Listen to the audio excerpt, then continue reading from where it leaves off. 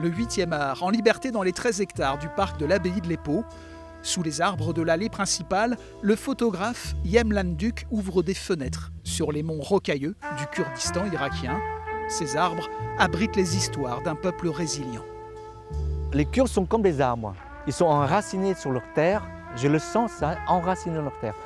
Chaque endroit, ils arrivent à nommer les pierres, les grottes, les arbres, des noms. C'est comme ça qu'ils se repèrent. En même temps, c'est leur lien, c'est comme leurs frères.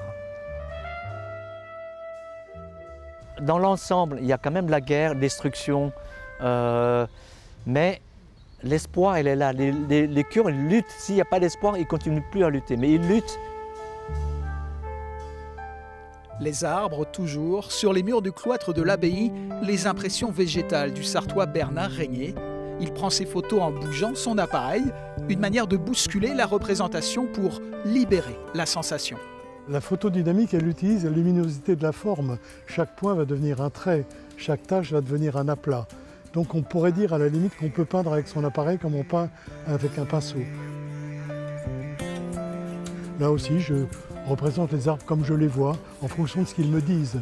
Parce que le fait de donner du mouvement lors de la prise de vue permet aussi d'avoir une connotation graphique qui permet de dire quelque chose et de dire ce que l'on ressent.